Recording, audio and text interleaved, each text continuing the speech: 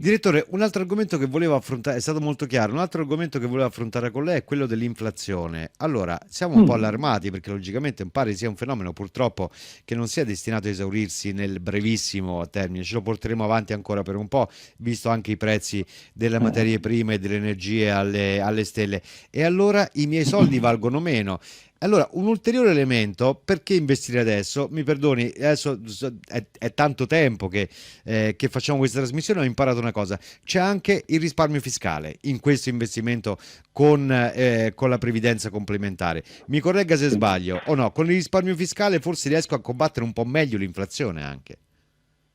Vabbè, questo diciamo è poco ma sicuro. Diciamo che non è l'unica, ecco, arma di difesa che ti mette a disposizione la previdenza complementare contro questo nemico del risparmio che si chiama rialzo dei prezzi e che correttamente, come hai detto tu, ahimè, temo che ci farà compagnia per un bel po' di tempo, anche proprio in ragione del tema materie prime energetiche che vengono dai paesi coinvolti nella crisi. E allora, cosa abbiamo a disposizione? Beh, i fondi pensione anzitutto sono forme di risparmio che costano lo 0, quindi se tu già parti nell'investimento con un costo dello 0, invece di scegliere un prodotto finanziario che ti costa l'1, beh, hai già portato a casa una compensazione nei confronti dell'inflazione di un 1%. Risparmio fiscale.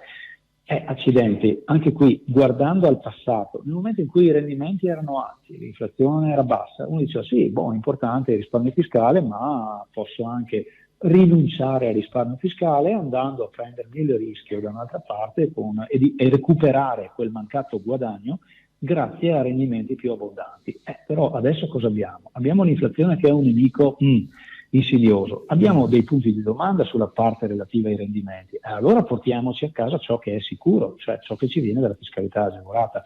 Questa roba insomma, non serve neanche dirla, la vediamo già perché gli investitori l'hanno capito, soprattutto